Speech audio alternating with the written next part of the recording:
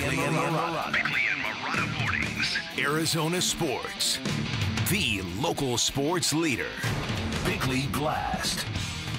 The word dog has come a long way in my lifetime. In my childhood, it was the worst thing you could call a female. Now it's the best thing you can call an athlete. Which brings us to Marvin Harrison Jr. How much dog is in him? It's a fair question to ask after the first 6 games of his NFL career. A wobbly start, currently paused by the concussion he suffered Sunday in Green Bay. Now, MHJ had a really bad pro debut. He followed that up with a historic first quarter and 130 receiving yards in week 2, but he's only had 145 receiving yards since, with just 2 receptions in his last 9 targets. His ability to catch the ball has been nowhere near legendary, and there have been embarrassing continuous communication issues with Kyler Murray. Now, growing pains are certainly allowed. It took Larry Fitzgerald a while to find himself to be more than a one-trick pony,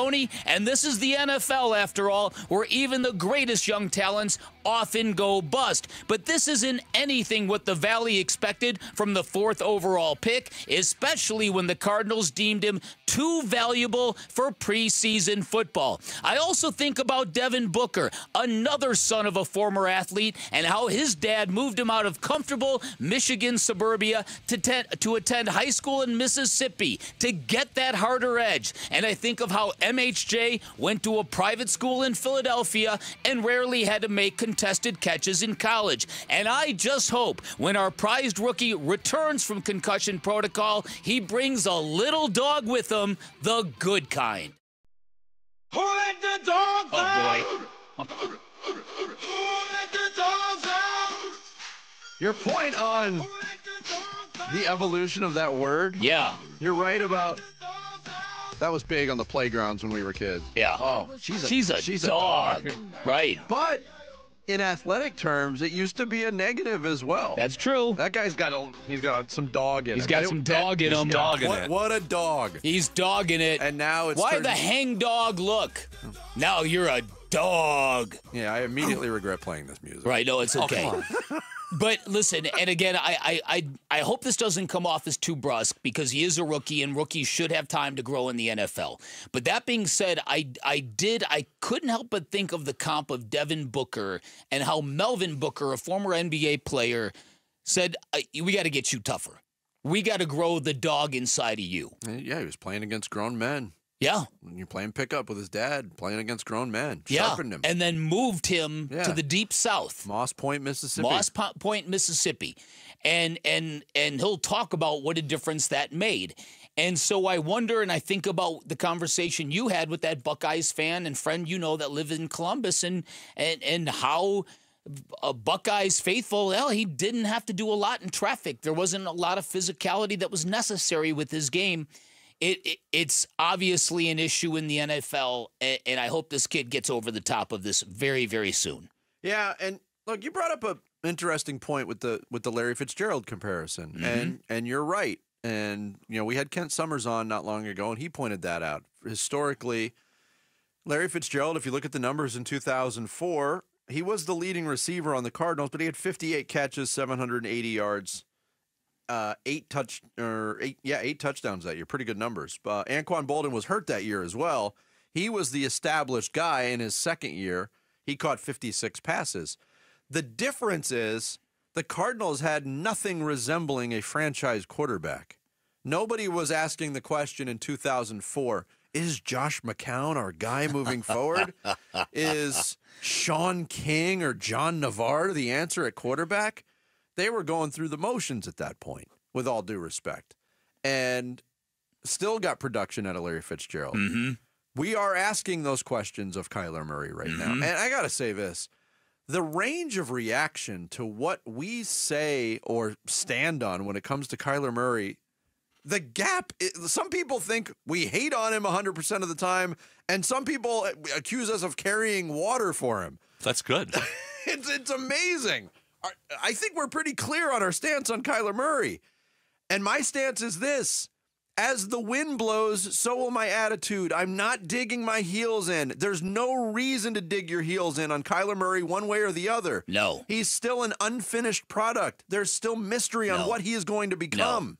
And listen, and I have got my own standards that I am adhering by when it comes to how I'm evaluating Kyler Murray in terms of what my opinion happens to be about his future.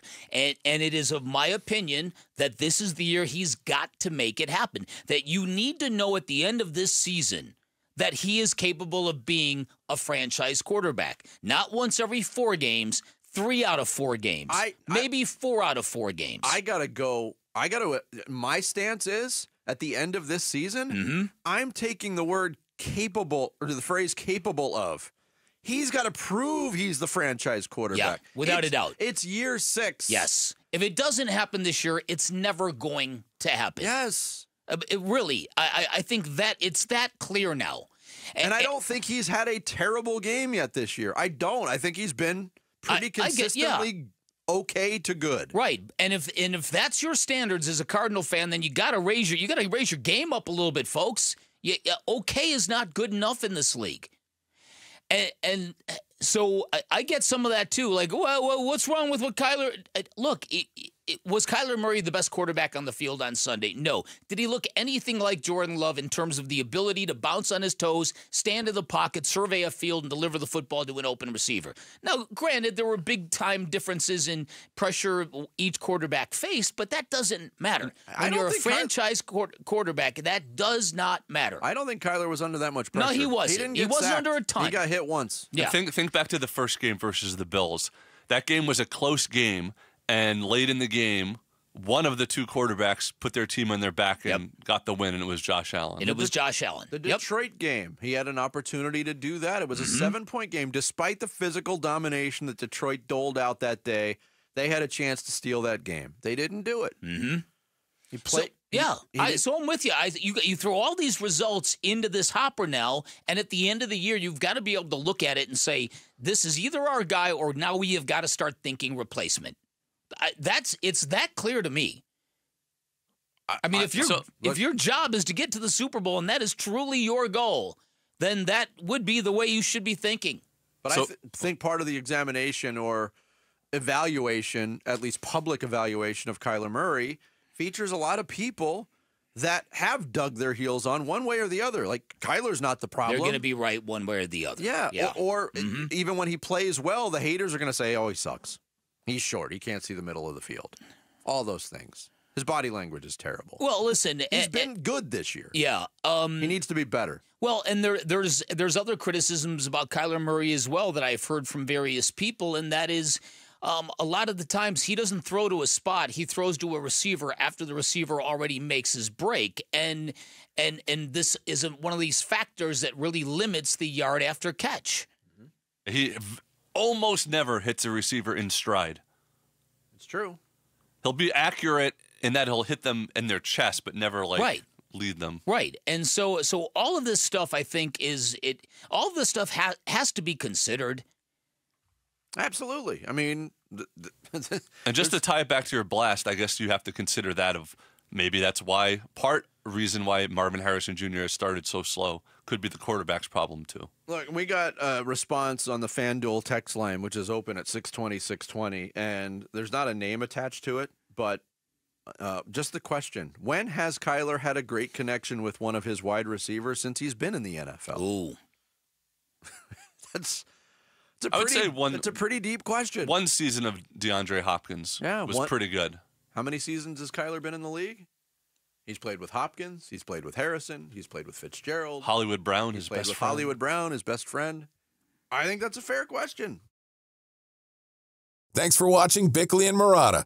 Click to see the latest Bickley Blast and hit the button in the middle to subscribe to Arizona Sports.